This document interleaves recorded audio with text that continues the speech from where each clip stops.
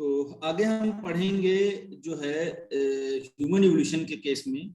आप बोलोगे सबसे पहले जो एपमैन से पहले जो है प्रायर टू एपमैन, तो एपमैन से जो पहले आए उनकी बात करते हैं।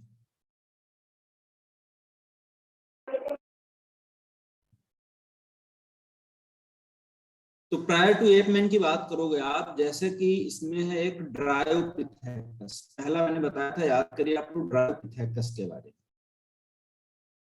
ड्रायोपिथेकस, ठीक है। तो ड्रायोपिथेकस के केस में आप देखोगे यहाँ पर क्या है कहानी।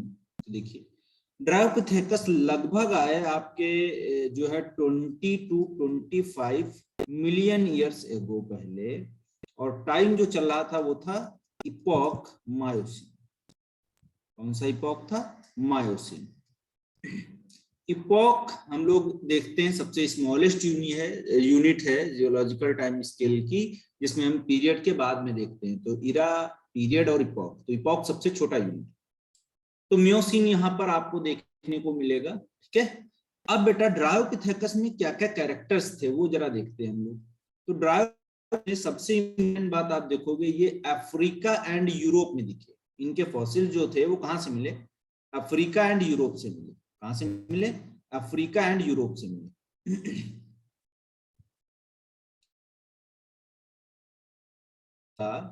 एंड यूरोप से, कहां से मिले? इसके बाद में आप बोलोगे ये एप लाइक थे। कैसे थे? एप लाइक थे। और आप बोलोगे इनकी आर्म्स जो थी, arms and legs, arm and legs जो थे सेम लेंथ के थे, बराबर थे। जितने बड़े आपके पैर थे उतने बड़ी क्या थी इनके हाथ, ठीक है। तो एपमैन, एप लाइक जो थे ये प्रायर टू एपमैन, और आर्म और लेग्स इनके सेम लेंथ के थे, यानी कि बराबर लेंथ के थे। इसके बाद में बेटा आप बोलोगे इनके पास लार्ज कैनाइन थे, बड़े बड़े कैनाइन थे। कैनाइन जो टीथ थे, लार्ज कैनाइन टीथ। तो लार्ज कैनाइन टीथ यहाँ पर देखने को मिल रहा था इनके केस में, ठीक है। दूसरा बेटा आप बोलोगे इनके पास ब्रोरिज नहीं थी। तो विदाउट ब्रोरिज, तो ब्रोरिजेस यहां पर नहीं देखने को मिले, ठीक है। ये कहानी हो गई। दूसरी बात है बेटा पेड़ों पे रहते थे, इसीलिए इनमें आर्बोरियल था। क्या था? आर्बोरियल था, आर्बोरियल था, ठीक है। आर्बोरियल मतलब पेड़ों पे रहने वाले, तो आर्बोरियल एडेप्टेशन था। फिर आप बोलोगे ये सॉफ्ट फ्रूट्स खाते थे। क्या खाते थे? सॉफ्ट फ्रूट्स खाते थे। क्या खाते थे? सॉफ्ट फ्रूट खाते थे। और क्या बेटा खाते थे? तो आप बोलोगे लीव्स खाते थे, ठीक है। तो मैंने यहाँ पे इनके कैरेक्टर बताया है कि ड्रायोपिथेकस जो थे 20 to 25 मिलियन ईयर्स अगो पहले थे, मायोसिन में थे। इपॉक जो वहां पर था वो कौन सा था? मायोसिन। अफ्रीका एंड यूरोप में इनके फॉसिल्स मिले, तो माना गया कि ये अफ्रीका और यूरोप में पाया जा रहा है। दूसरी बात क्या थी? एप लाइक थे। जो आर्म्स और लेग्स थे सेम लेंथ के थे। लार्ज कैनाइन टीथ प्रेजेंट थे। विदाउट ब्रोरिजेस, भौहें जो थी उनकी वो रिजेस नहीं थी। और आर्बोरियल थे, यानी आर्बोरियल का मतलब क्या था? पेड़ों पे रहते थे, ठीक है। और आप बोलोगे क्या था? सॉफ्ट फ्रूट्स और लीव्स को खाते थे। तो ये सिंपल टाइप के ड्रायोपिथेकस जो थे प्रायर टू एपमैन, सबसे पहले ह्यूमन के एवोल्यूशन में हम इसको पढ़ते हैं, ड्रायोपिथेकस।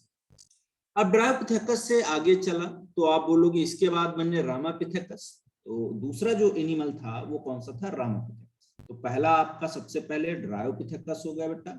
नेक्स्ट आप बोलोगे इसके बाद में दूसरा जो आपका ह्यूमन का जो एंसेस्टर था उसको हम बोलेंगे रामापिथेकस।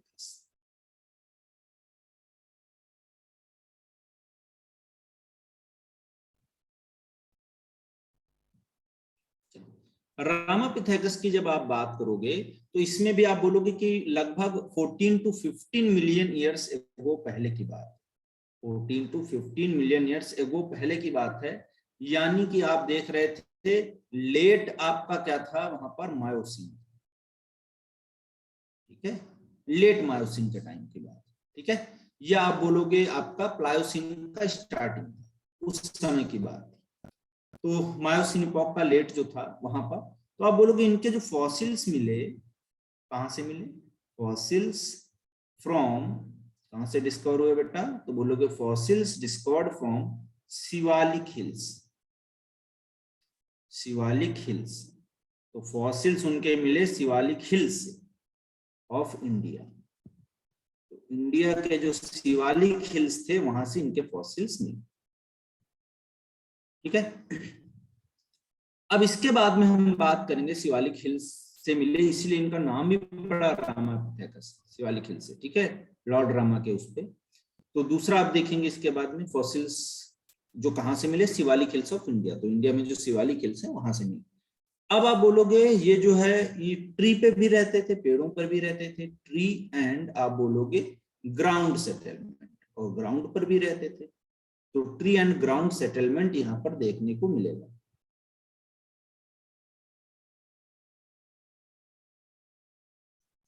देखने को मिलेगा ट्री एंड ग्राउंड सेटलमेंट, यानी ट्री पे भी रह रहे थे और ग्राउंड पर भी रह रहे थे। ठीक है, कैनाइन इनमें जो थे वो छोटे थे, तो आप बोलोगे स्मॉल कैनाइन। कैनाइन इनके जो थे टीथ वो छोटे थे, स्मॉल कैनाइन थे। और इसके साथ साथ में आप देख रहे थे यहाँ पर लार्ज, लार्ज क्या था? लार्ज मोलार, लार्ज मोलार, जो सीड और नट को खाने के लिए इंपॉर्टेंट थे। सीड और नट ईट कर रहे थे तो तोड़ने के काम आ रहे थे। तो लार्ज मोलर थोड़ा उनके बड़े स्ट्रक्चर्स थे, मोलर जो टीथ थे। इसके बाद देखिए आप, इसके साथ साथ कुछ इसी से मिलते जुलते हुए वो मिले आपके इंडिविजुअल्स मिले, मतलब फॉसिल्स मिले इंडिविजुअल्स के, तो उनको बोला गया केन्या पिथेकस।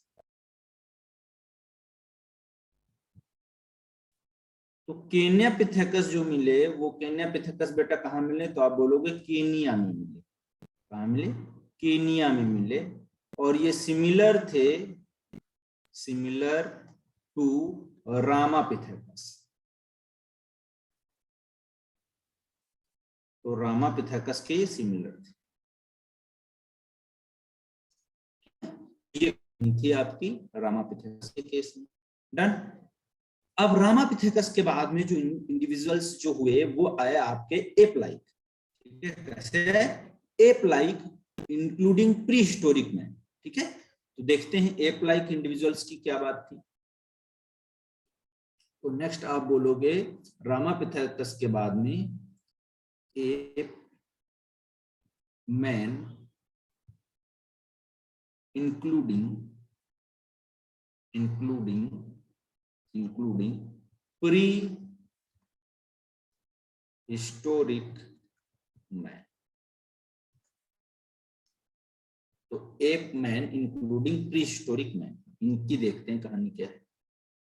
ठीक है, तो इनके केस में आप बात करोगे जब एप लाइक जो आपके मेन थे, जो ape like pre historic man थे, उनके केस में देखिए तो इसमें सबसे पहले आपका आता है तीसरे नंबर पे रामापिथेकस के बाद में, इसका नाम है आपका ऑस्ट्रेलियोपिथेकस। कौन है?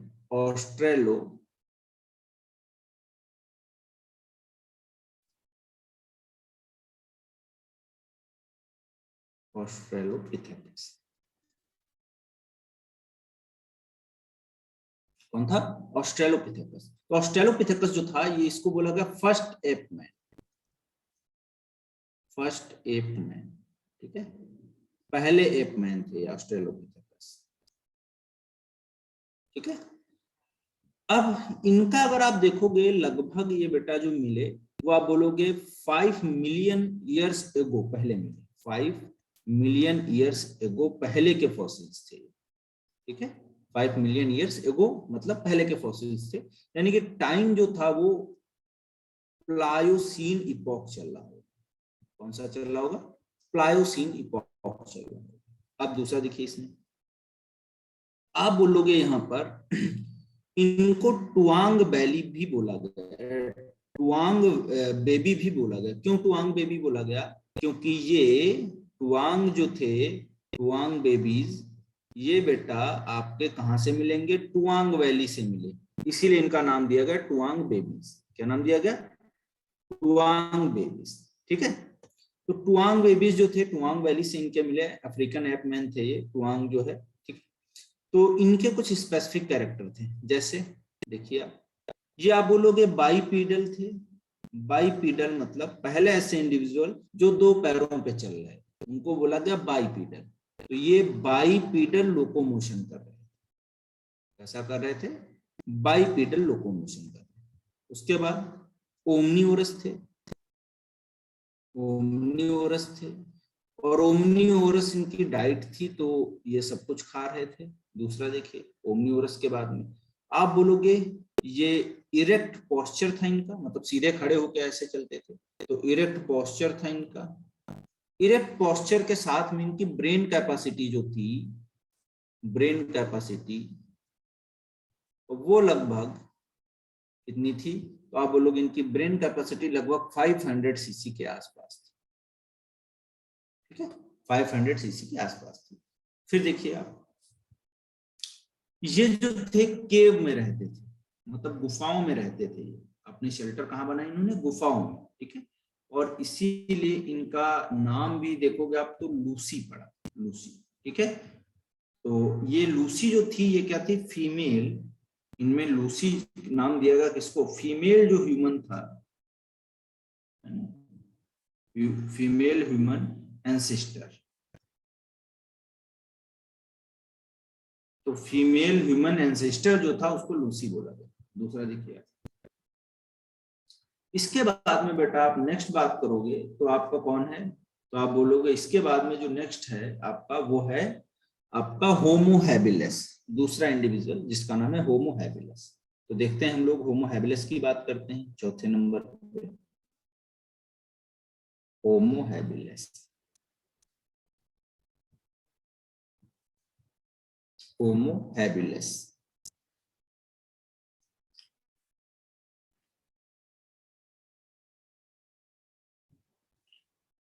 होमो हैबिलिस के केस में देखते हैं यहाँ पर, इसको बोला गया स्किलफुल, क्या बोला गया? स्किलफुल, स्किलफुल मैन, या इसको क्या बोला गया? टूल मेकर, क्योंकि ये औजार बनाने लगा था अपने शिकार करने के लिए। या इसी का दूसरा नाम दिया गया हैंडीमैन। ठीक है, क्या बोला गया? हैंडीमैन।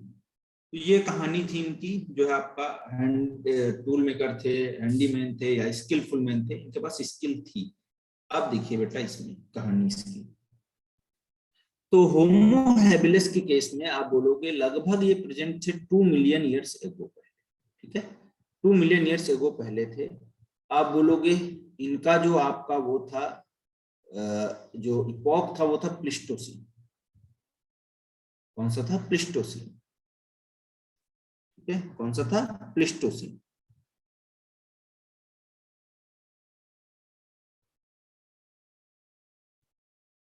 ठीक है, तो प्लिस्टोसीन था। प्लिस्टोसीन में आप बोलोगे यहाँ पर लगभग आप बोलोगे 1.2 to 5 मीटर लॉन्ग थे। कितने थे? 1.2 to 1.5 मीटर लॉन्ग थे, आसपास थे। उसके अलावा देखिए इसमें अब बोलोगे बाईपीडल लोकोमोशन। ऐसा लोकोमोशन था, बाईपीडल लोकोमोशन। दोनों जो दो पैर से खड़े होकर चलते थे, तो इसको बोला गया बाईपीडल लोकोमोशन। तो बाईपीडल लोकोमोशन था यहाँ पे। ये इरेक्ट,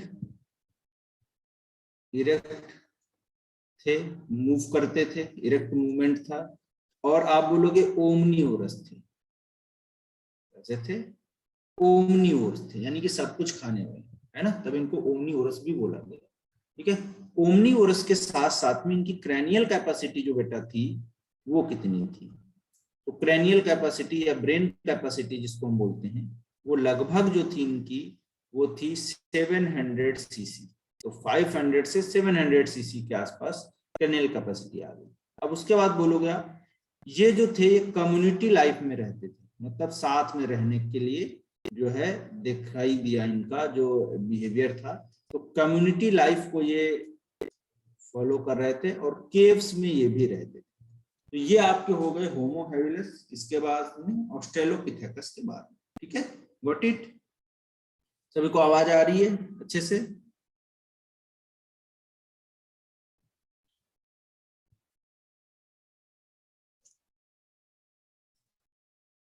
चलिए, तो अब आगे हम बढ़ेंगे। होमो हैबिलिस के बाद में आपका नेक्स्ट जो था वो था होमो इरेक्टस। ठीक है, तो नेक्स्ट हम बात करेंगे 5वें नंबर पे।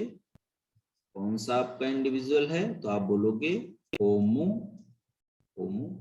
इरेक्टस।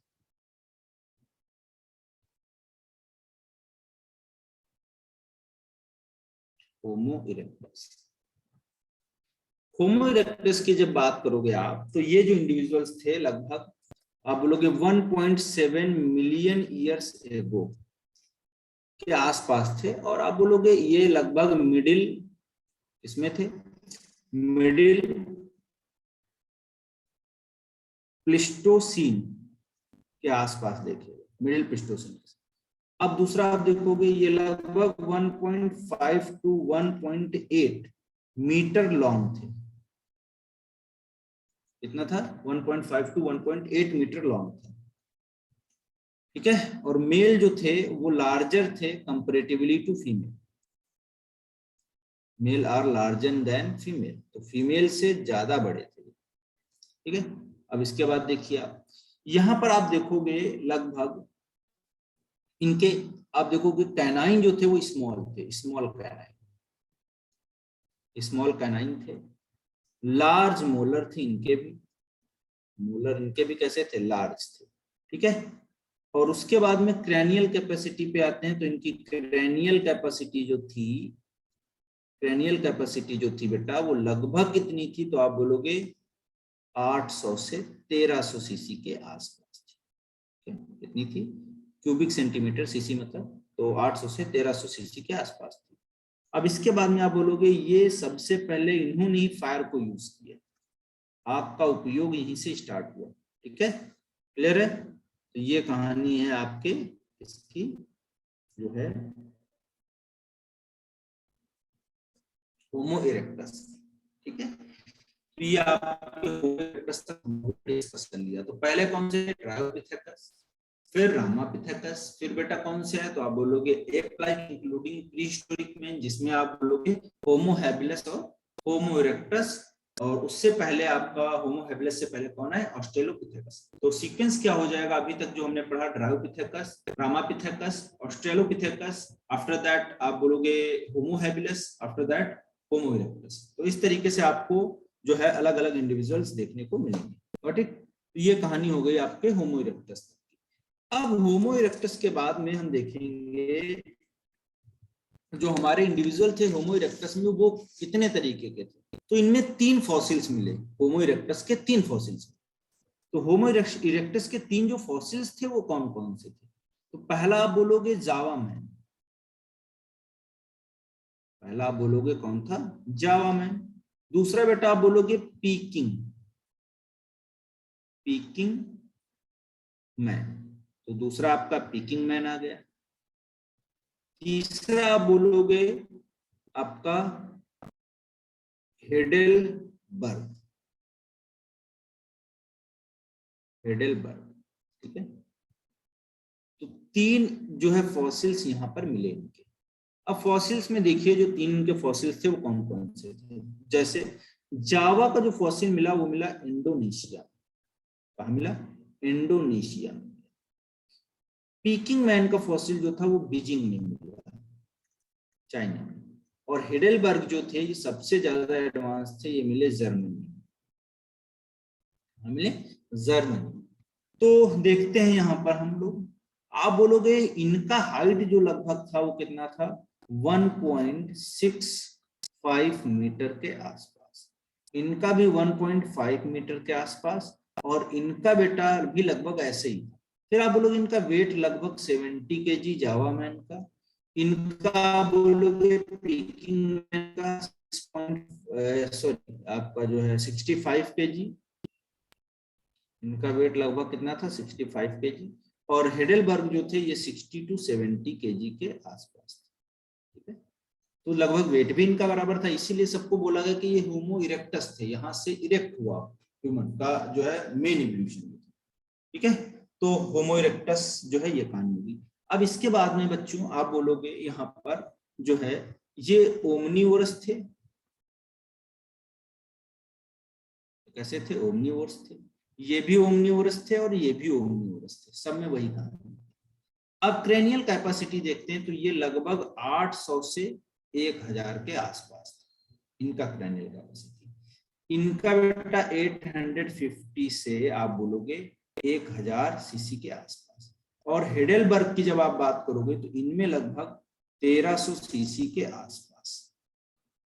तो ये कहानी होगी इनके, क्या है आपके क्या बोलते हैं उसको, सीसी की, यानी कि मतलब वही है कि आपका क्या बोल सकते हैं, कर्नियल कैपेसिटी, ब्रेन कैपेसिटी। ठीक है, कितना दिमाग था। ये बेटा फायर को यूज कर रहे थे, तीनों यूज कर रहे थे फायर, तो लिखने की जरूरत नहीं है। ठीक है, ये हंटिंग कर रहे थे जावामैन वगैरह, है ना, डिफेंस जो कोचिंग वगैरह ये सब कर रहे थे। तो ये 3 फॉसिल्स मिले हमको, इनको भी हमने बोला कि ये होमो इरेक्टस के ही हैं, क्योंकि अलग अलग जगह से मिले तो इसीलिए इनका नाम अलग अलग रख दिया गया, जावामैन, पीकिंग मैन एंड हेडेलबर्ग। ठीक है, अब इसके बाद में हम मूव करते हैं बेटा, हमारा जो आपका टॉपिक है उसकी बात करते हैं, वो है ट्रू मैन। जो ट्रू मैन्स हैं उनकी बात करते हैं। ट्रू मैन कहां से स्टार्ट हुए, तो देखिए पहला जो इसमें ट्रू मैन था 6 नंबर पे, उसकी बात करते हैं, और वो क्या है आपका निएंडरथल। Neanderthal, Neanderthal man. तो निएंडरथल जो मैन था उसमें आप बोलोगे क्या क्या चेंजेस थे, तो आप देखिए फॉसिल्स, फॉसिल्स जो थे कहां से, फ्रॉम आप बोलोगे निएंडरथल वैली। तो निएंडरथल जो वैली थी, है ना, निएंडरथल वैली जो थी वहां से इनके फॉसिल्स मिले। और निएंडरथल वैली था कहां पर, तो आप बोलोगे जर्मनी में। कहां पे था, जर्मनी में था। तो फॉसिल फ्रॉम निएंडरथल वैली। फिर आप बोलोगे ये जो थे आपके प्लिस्टोसीन, ठीक है, उस टाइम पे हुए। दूसरा आप बोलोगे इनका फेस जो था वो कैसा था, प्रोगेनेथस, मतलब आगे की तरफ ये निकला हुआ था इनका ये, तो इसको बोला गया प्रोएगनेथस। प्रो मतलब पहले, नेथस, नेथा मतलब जॉ, तो प्रोनेग्नेथस। ठीक है, तो प्रोनेग्नेथस टाइप का जॉ था, फेस था, आगे की तरफ निकला हुआ, सॉरी। फिर आप बोलोगे क्रैनियल कैपेसिटी कितनी थी, तो आप बोलोगे लगभग 1300 से 1600 के आसपास। तो निएंडरथल आप बोल सकते हो बहुत बुद्धिमान थे, है ना, है ही नहीं। अब आप देखिए क्रैनियल कैपेसिटी के बाद में ये ओमनीवोरस थे, कैसे थे, ओमनीवोरस के बाद में ही मे हैड रिलीजन, इनके पास रिलीजन भी था, ये बुरीड वगैरह भी करते थे डेड बॉडीज को, तो ही मे हैड अ रिलीजन।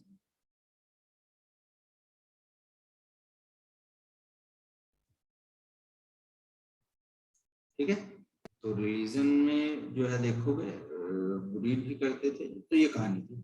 अब इसके बाद में आता है निएंडरथल मैन के बाद में, आप बोलोगे 7वें नंबर पे वो कौन सा, उसको हम बोलेंगे क्रोमैगनॉन।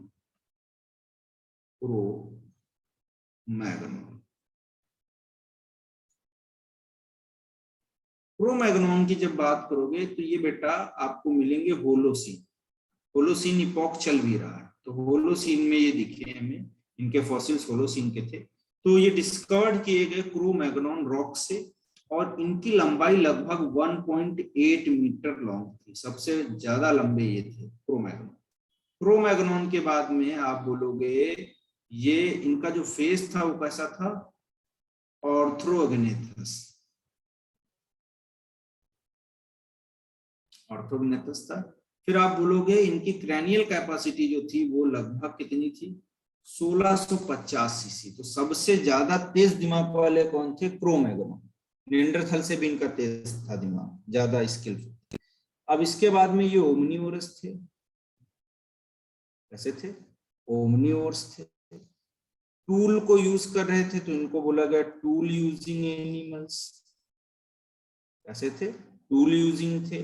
उसके अलावा आप बोलोगे ये पेंटेड केव, केव को पेंट करके रहते थे, है ना। ये कहानी की थी क्रो-मैग्नोन की। अब इसके बाद में 8वां जो हम लोग हैं वो कौन से हैं? आप बोलोगे होमो सैपियंस। तो इनके बारे में ज्यादा कुछ पढ़ना है नहीं, हमारे केस में जो कहानी है वही इनकी है, क्योंकि यही है हम लोग होमो सैपियंस। ठीक है, तो ये आपका ह्यूमन इवोल्यूशन कंप्लीट।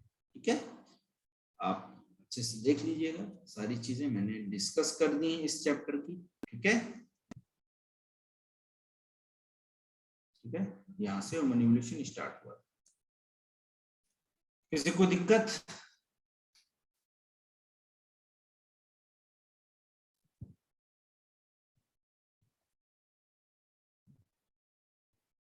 हमारा बेटा लगभग वही है 1450 के आसपास, 1450 के आसपास। ठीक है, Homo sapiens.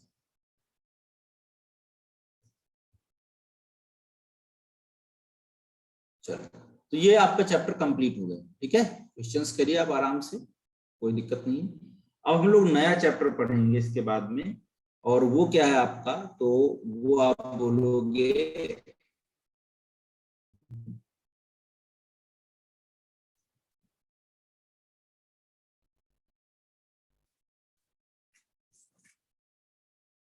Human health and disease. ठीक है, human health and disease, batch 2 lecture.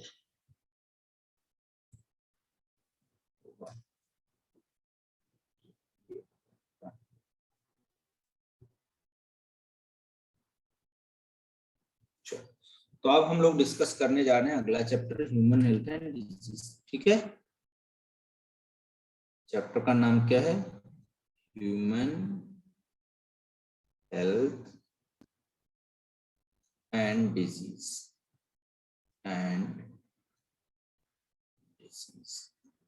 Human health and disease.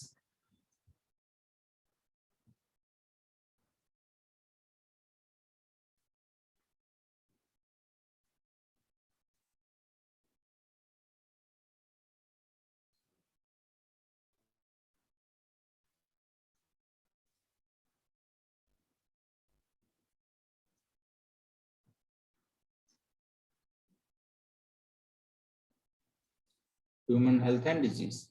आज हम लोग इंट्रोडक्शन और कुछ अलग अलग जो डिजीजेस हैं उनकी बात करेंगे। ठीक है, चलो एक मिनट पानी पी लेता हूँ, फिर स्टार्ट करता हूँ। ठीक है,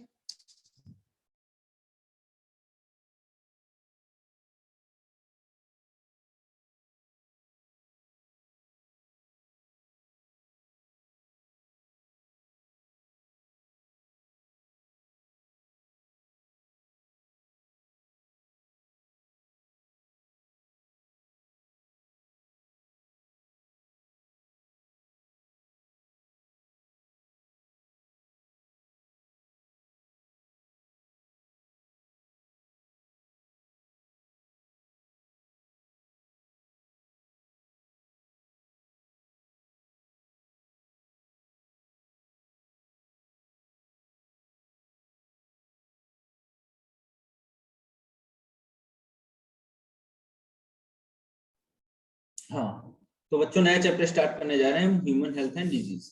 अच्छा, एक बात बताइए, आप लोगों का बायो का एग्जाम कब पढ़ रहा है? बोर्ड वाला किस डेट में पढ़ रहा है?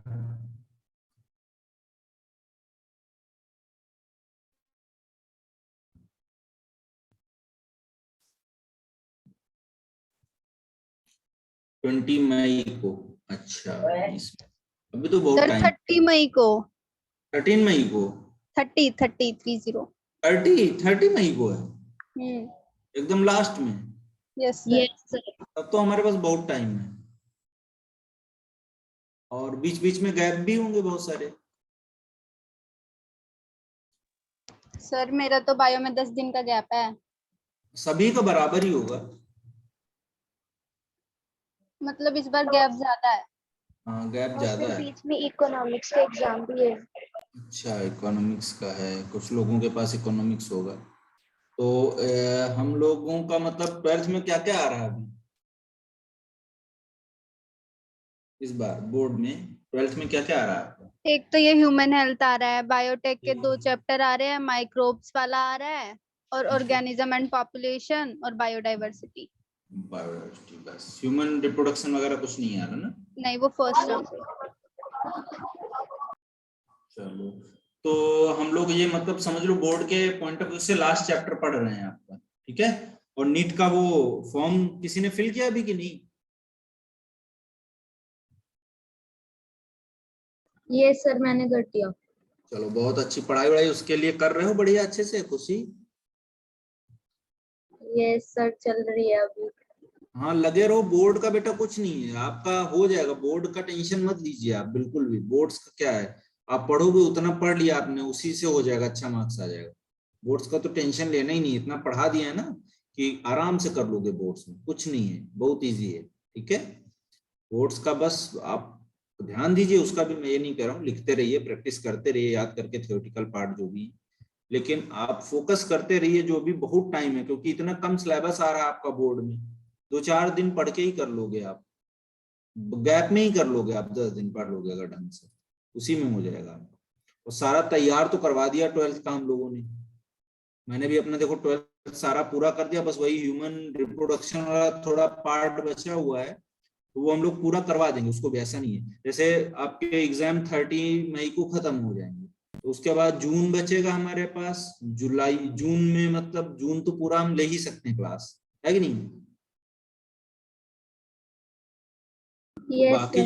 बाकी जो 11th के बचे हुए कुछ चैप्टर्स हैं वो हम लोग उधर कर लेंगे। अभी ये भी मान लो चैप्टर खत्म ही हो जाएगा अप्रैल तक आपका, अप्रैल में मतलब आपके एग्जाम चालू होंगे तब तक ये चैप्टर खत्म हो जाएगा ह्यूमन डिजीज, है ना? 24 अप्रैल से स्टार्ट है ना exam?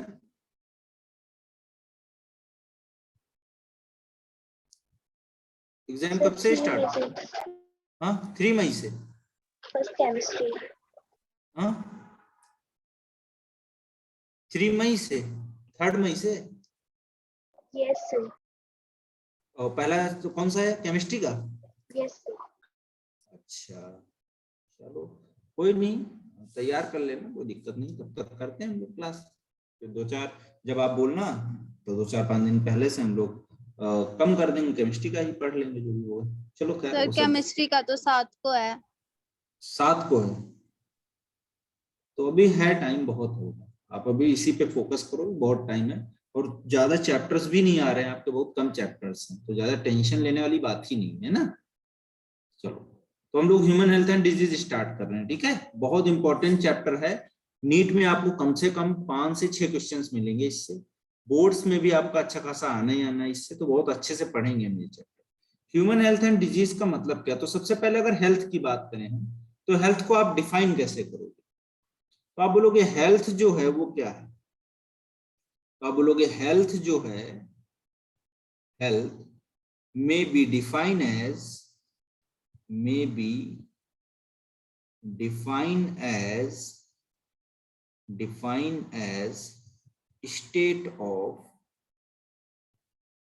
state of complete complete state of complete physical mental and आप बोलोगे सोशल वेलबींग।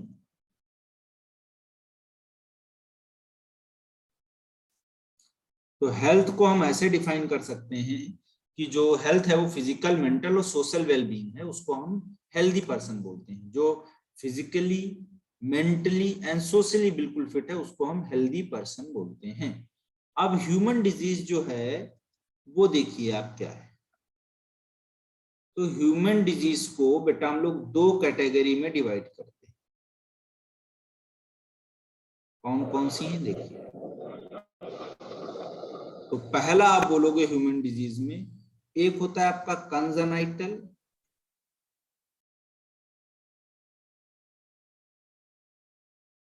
कंजेनाइटल, और दूसरा जो आपका होता है वो बेटा कौन सा होता है, तो आप बोलोगे कंजेनाइटल के अलावा एक्वायर्ड।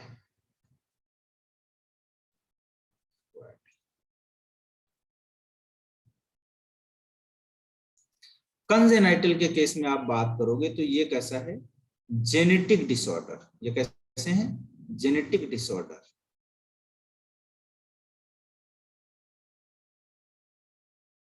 जेनेटिक डिसऑर्डर का मतलब क्या है कि बाय बर्थ जो है जेनेटिक डिसऑर्डर हो जाए, कोई जेनेटिक लेवल पे हो, तो आप बोलोगे ऐसे डिसऑर्डर्स हमको बाय बर्थ भी मिलते हैं, है ना। तो इसमें आपके जेनेटिक डिसऑर्डर्स आ जाते हैं, जो कि हम जेनेटिक्स में पढ़ चुके हैं।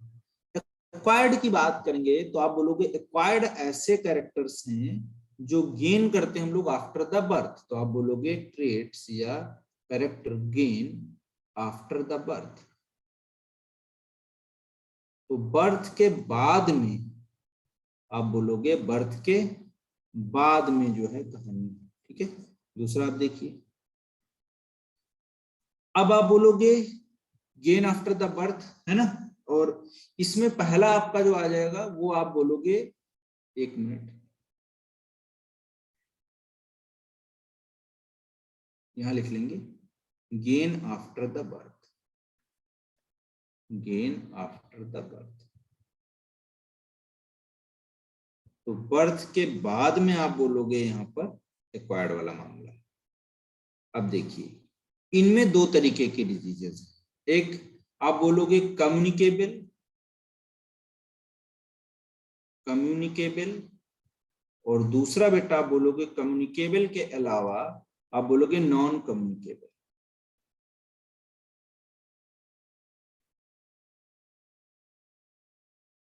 तो दो तरीके की डिजीज यहां पर देखने को मिलेंगी, एक आपको कम्युनिकेबल और दूसरा नॉन कम्युनिकेबल। अब कम्युनिकेबल में देखिए क्या आएगा, कम्युनिकेबल में आप बोलोगे दो तरीके की आती हैं, कंटेजियस और दूसरी नॉन कंटेजियस। इसको फिर से डिवाइड करते हैं, कंटेजियस, कंटेजियस, और दूसरा आप बोलोगे कंटेजियस के बाद में नॉन कंटेजियस।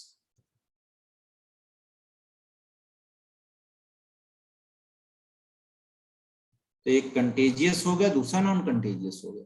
अब देखिए इसकी कहानी क्या है, तो इसमें आप बोलोगे कंटेजियस जो होती हैं वो फैलती हैं, स्प्रेड होती हैं डायरेक्ट कॉन्टैक्ट से। मतलब एक ने अगर दूसरे को छुआ तो छुआछूत की बीमारी है ना, तो डायरेक्ट कनेक्ट अगर होगा, कोई डायरेक्ट कॉन्टैक्ट होगा तो उससे ये कम्युनिकेट हो जाएंगे डिजीज। नॉन कंटेजियस का जो होता है उसमें आप बोलोगे वेक्टर लगते हैं, यहाँ पर क्या होते हैं, सॉरी कॉजिंग एजेंट होते हैं, उनके थ्रू फैलता है और वेक्टर इनको फैलाता है, ठीक है। तो कॉजिंग एजेंट जैसे बैक्टीरिया, वायरस, ये सब होते हैं कि नहीं, तो कॉजिंग एजेंट के थ्रू नॉन कंटेजियस होता है, यानी कि छूने से तो नहीं फैलेगा, लेकिन कोई ना कोई वेक्टर के थ्रू ये फैल जाते हैं। कॉजिंग एजेंट यहाँ पर होता है बैक्टीरिया, वायरस या कोई भी पैथोजन। अब नॉन कम्युनिकेबल की बात करेंगे तो नॉन कम्युनिकेबल छूने से तो फैलता नहीं, लेकिन इसमें अगर आप बोलोगे तो आ जाती हैं डिफिशियंसीज,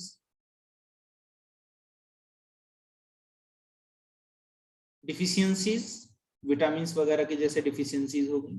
उसके बाद में आप बोलोगे डिफिशियंसीज के अलावा डीजेनरेशन, दूसरा क्या आ जाएगा डीजेनरेशन। डीजेनरेशन के अलावा बोलोगे एलर्जिक रिस्पॉन्स, जो एलर्जिक रिएक्शंस होते हैं वो, तो डीजेनरेशन एलर्जिक है ना, किसी चीज से एलर्जी हो हमको। ऐसे कैंसर आपको देखने को मिलेगा। कैंसर के अलावा बोलोगे मेंटल डिसऑर्डर, है ना, फिर आप बोलोगे आपका एडिक्शन,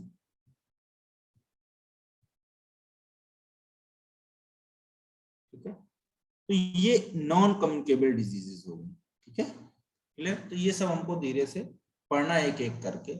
सबसे पहले हम कम्युनिकेबल डिजीज पढ़ेंगे, और कम्युनिकेबल डिजीज में हम ऐसी डिजीज पढ़ेंगे जो वायरल इन्फेक्टेड या वायरस से होने वाली डिजीजेस हैं। तो चलिए स्टार्ट करते हैं।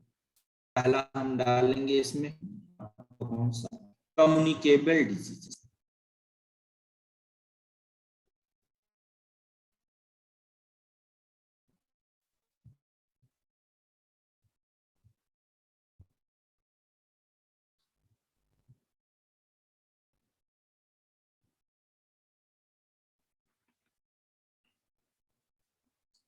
कम्युनिकेबल डिजीज की बात करें, कम्युनिकेबल डिजीज में आप बोलोगे पहला जो है वो है आपका वायरल डिजीज।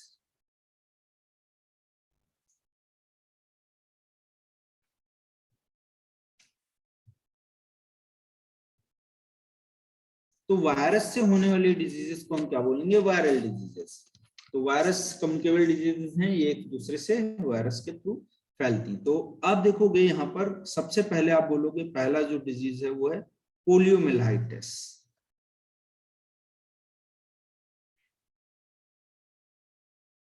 पोलियोमियलाइटिस, पोलियोमियलाइटिस जो है ये वाली डिजीज जो है पोलियोमियलाइटिस, या इसको हम बोलते हैं पोलियो। पोलियो, तो पोलियोमियलाइटिस या पोलियो जो था वो वायरल डिजीज है, पोलियो वायरस के थ्रू होगा। मोड ऑफ ट्रांसमिशन क्या होगा इसमें, तो बात करेंगे सबसे पहले पैथोजन की, तो इसमें क्या है, पोलियो वायरस हो जाएगा, उससे फैलेगा ये। फिर हम बात करेंगे ट्रांसमिशन की, तो आप बोलोगे ओरल या फीकल रूट, ओरल और फीकल रूट, या तो ओरल से जाएगा या फीकल रूट के थ्रू ये जाएगा। ठीक है, दूसरा देखिए आप, इसके बाद क्या है, तो आप बोलोगे इसके बाद जो है आपका ये नर्वस सिस्टम पे पहुंचेगा और वहां पर इफेक्ट करेगा। ये नर्वस सिस्टम पे पहुंचा और वहां पर इफेक्ट करेगा। अब दूसरा देखिए इसके बाद है, इनका इनक्यूबेशन पीरियड क्या होगा। इनक्यूबेशन पीरियड जो होता है वो पीरियड होता है जब एंटर करता है पैथोजन बॉडी के अंदर, और जब सिम्टम दिखाना शुरू करता है, तो उसके बीच का जो टाइम ड्यूरेशन होता है उसको हम इनक्यूबेशन पीरियड बोलते हैं, जिसमें वो अपने आप को ग्रो करता है, मतलब मल्टीप्लिकेशन कराता है। तो ये 7 से 14 डे के आसपास तक रहता है इसका इनक्यूबेशन पीरियड। अब इनक्यूबेशन के बाद में आप बोलोगे इनका प्रिवेंशन क्या है, तो प्रिवेंशन और इनका जो है आपका ट्रीटमेंट, तो प्रिवेंशन एंड ट्रीटमेंट की बात करते हैं। तो देखते हैं प्रिवेंशन और ट्रीटमेंट में आप देखोगे यहाँ पर जो है प्रॉपर डिस्पोजल करो, proper disposal of urine and faeces of patient. तो जो पेशेंट है उसका यूरिन और जो फीकल मैटर है उसको प्रॉपर डिस्पोजल होना चाहिए, ठीक है, जिससे वायरस फैले ना। दूसरा आप देखिए यहां पर आप बोलोगे प्रिवेंशन और ट्रीटमेंट में पोलियो वैक्सीन भी होता है आपका। पोलियो वैक्सीन जो शुरुआत में दिया गया वो कैसा था, सेबीन टाइप का था, ठीक है, सॉरी साप टाइप का। तो साप टाइप का वैक्सीन दिया गया, और इसके बाद में आप बोलोगे जो दूसरा वैक्सीन था वो था सेबीन टाइप का। सेबीन ज्यादा सेफ वैक्सीन माना गया इसका, तो सेबीन वैक्सीन था, और दूसरा साप वैक्सीन। साप जो वैक्सीन था उसकी बात करिए आप, तो साप वैक्सीन में आप बोलोगे कि यहाँ पर आपका साप वैक्सीन जो था वो कैसा था, तो आप बोलोगे इसको जोन्स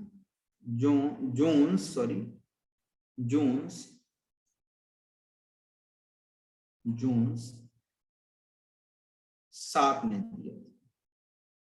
कब दिया था, तो इन्होंने 1953 में दिया था, जोन साप, ठीक है, फादर ऑफ पोलियो वैक्सीन भी बोलते हैं। और ये वाला जो वैक्सीन था आपका, ये सेबिन ने दिया था, सेबिन इटाल ने इसको दिया था, और ये प्रिपेयर्ड किया गया था वैक्सीन, इसको बोला गया ओरल पोलियो वैक्सीन, ओपीवी बोला गया, ओरल पोलियो वैक्सीन बोला गया इसको। तो ये वैक्सीन जो था इंडिया में यही यूज किया जा रहा है, ठीक है, और इंडिया ने तो इरेडिकेट भी कर दिया पोलियो को। तो इसको जो इंडिया में, ये आप बोलोगे कैसा था, लाइव एंड एटीन्यूएटेड, कैसा था, लाइव एंड एटीन्यूएटेड वैक्सीन, ठीक है। तो ये आपकी कहानी हो गई किसकी, जो है आपके पोलियो वायरस की। अब पोलियो वायरस के बाद में हम दूसरा पढ़ेंगे रेबीज। हो गया रेबीज, रेबीज की बात कर लेते हैं। रेबीज में आप देखोगे तो यहाँ पर आप बोलोगे इसकी वजह से होता है हाइड्रोफोबिया। क्या होता है, हाइड्रोफोबिया। सेबिन, सेबिन उसी के नाम पे पड़ा, सेबेनिटाल, ठीक है। हाइड्रोफोबिया, हाइड्रोफोबिया मतलब ऐसी ये बीमारी जिसमें पानी से डर लगता है। तो हाइड्रोफोबिया में आप बोलोगे ये जो आपका पैथोजन है, वायरस जो है वो कौन है, तो आप बोलोगे रैप्डो, रैप्डो वायरस। कौन सा वायरस है? रैप्डो वायरस, ये कॉजिंग एजेंट, कॉजिंग एजेंट, ठीक है। अब इसको इंट्रोड्यूस किया, ये इंट्रोड्यूस कैसे होता है या आप बोलोगे ट्रांसमिट कैसे होता है, तो आप बोलोगे इसको जो आपका मैड काऊ होता है, रैबिट बोलते हैं उसको, तो उसकी वजह से फैलता है। तो आप बोलोगे introduced by, introduced by bite of, bite of rabbit, bite of rabbit. तो रैबिट की बाइट की वजह से होता है, या रैबिट हम बोलते हैं मैड डॉग, तो जो मैड डॉग होता है उसकी वजह से होता है, ठीक है। दूसरा नेक्स्ट देखते हैं, ज्यादा कुछ पूछता नहीं इससे, तो जो चीजें पूछने वाली वही मैं बात करता हूँ। इसके बाद में आप बोलोगे viral hepatitis B, viral hepatitis, ठीक है। या इसी को हम बोलते हैं, इसी के ज्यादा टाइम तक रहने से जॉइंडिस हो जाता है और कैंसर कॉज भी कर देता है, ठीक है, हेपेटाइटिस वायरस। तो इसमें आपके हेपेटाइटिस आपके ए से लेके आपके कहां तक होते हैं, तो आप बोलोगे हेपेटाइटिस ई तक होता है, इतने वायरस होते हैं। तो इसी में एक होता है हेपेटाइटिस बी वायरस, जो सबसे ज्यादा पूछा जाता है। हेपेटाइटिस बी वायरस का जो जेनेटिक मटेरियल होता है वो होता है डीएनए, बाकी जितने वायरस हैं सबका जेनेटिक मटेरियल आरएनए होता है, ठीक है, ये बात ध्यान रखिएगा। इस हेपेटाइटिस के केस में बी को छोड़ के सब आरएनए है, बाकी ये सब, ये आपका कैसा है बी वाला, वो डीएनए, ठीक है। तो इनकी कहानी हो गई आपका। अब इसके बाद में आता है चौथा चिकनगुनिया। कौन आता है? चिकनगुनिया,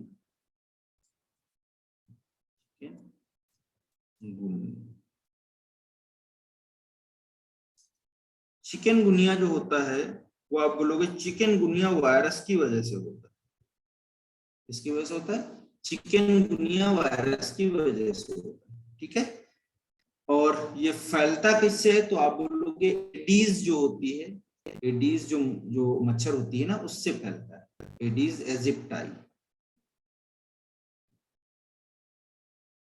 एडीज एजिप्टाई, उसकी वजह से होता है, ठीक है। ये वायरस कौन सा फैलाता है? आपका चिकनगुनिया वायरस, ठीक है, चिकनगुनिया वायरस। चिकनगुनिया वायरस के बाद में आप बोलोगे डेंगू,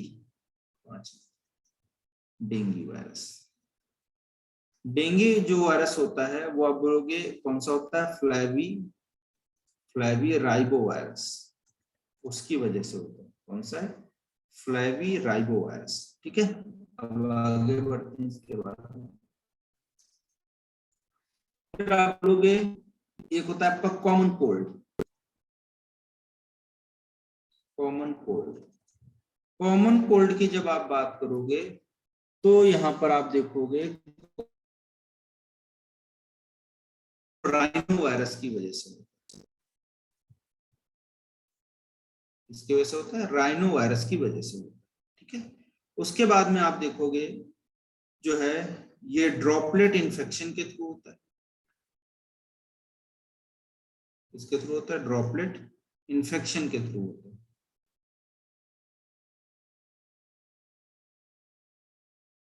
ड्रॉपलेट इन्फेक्शंस की वजह से होता है।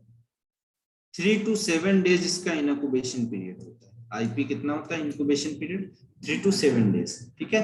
इसके बाद में आप बोलोगे 3 to 7 डेज आई जो आपका आईपी है, उसके अलावा यहाँ पर आप बोलोगे ये नेजल कंजेशन वगैरह हो जाता है इसमें, आपको पता है जाम हो जाता है, नेजल कंजेशन।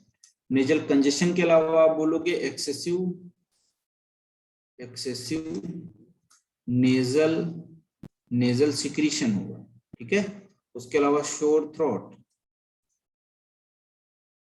है ना, खराश भरा गला, कफ, ये सब देखने को मिलेगा, इसके सिम्टम्स यही है। उसके बाद देखिए फिर आपका नेक्स्ट आएगा कॉमन कोल्ड के बाद में, तो आप बोलोगे कॉमन कोल्ड के बाद में रहता है इन्फ्लुएंजा। कौन सा रहता है? इन्फ्लुएंजा। इन्फ्लुएंजा की बात करोगे बेटा तो ये आप बोलोगे जो वायरस होता है वो होता है आर्थो मिक्सो वायरस। कौन सा होता है? Ortho myxo virus. तो आर्थो मिक्सो वायरस जो होता है ये भी आपका सोर थ्रोट करता है, खराश बनाता है गले में, ठीक है। उसके अलावा आप बोलोगे सोर थ्रोट के अलावा यहाँ पर तो हेडेक होगा, सर दर्द है ना, फीवर, स्नीजिंग होगा बार बार, पेन होगा बॉडी में, ठीक है। ये सारे सिम्टम्स हैं इसके इन्फ्लुएंजा वायरस के। इनक्यूबेशन पीरियड 1 to 4 डेज के आसपास रहता है। इसके बाद में आता है स्मॉल पॉक्स। कौन आता है? Small pox. स्मॉल पॉक्स आप बोलोगे किससे होता है तो आप बोलोगे वेरियोला वायरस। कौन सा होता है? Variola virus. Variola virus. तो वेरियोला वायरस जो था उससे होता है आप बोलोगे डबल स्टैंडर्ड डीएनए होता है, ठीक है। तो वेरियोला वायरस का डबल स्टैंडर्ड डीएनए है, हाई फीवर, ठीक है, हाई फीवर के बाद में चिल, ठीक है, चिल के बाद में आप बोलोगे बैकबोन, ठीक है। दूसरा आप बोलोगे हेडेक, यहाँ पर भी होता है, ठीक है। ये सारी चीजें हैं। और यहाँ पर एक सबसे इंपॉर्टेंट बात क्या है, शुरुआत में बनते हैं पेप्यूल। क्या बनते हैं? पेप्यूल। पेप्यूल के बाद में बनते हैं वेसिकल्स, वेसिकल के बाद में बनते हैं पुस्ट्यूल्स, और उसके बाद बनते हैं स्कैब, ठीक है। जो देखोगे दाने पड़ जाते हैं बॉडी के ऊपर फिर फूट जाते हैं, ठीक है। तो वो सारी चीजें हैं पेप्यूल, वेसिकल्स, पुस्ट्यूल्स एंड स्कैब, ठीक है। तो एडवर्ड जो जेनर थे, एडवर्ड जेनर जो थे, इन्होंने 1798 में डिस्कवर किया, डिस्कवर्ड वैक्सीन। तो वैक्सीन को इन्होंने तब डिस्कवर किया। बड़ा खतरनाक प्रयोग था इनका भाई। यहाँ पर इनक्यूबेशन पीरियड जो था वो आप बोलोगे 12 दिन का था, करीब 12 दिन के आसपास ही था इनक्यूबेशन पीरियड, ठीक है। तो ये आपका हो गया आपका स्मॉल पॉक्स। स्मॉल पॉक्स के बाद में आता है चिकन पॉक्स। नंबर आप लिखते रहना, मुझे याद है। चिकन पॉक्स की बात करोगे तो आप बोलोगे जो वायरस होता है उसका नाम है वेरिसेला,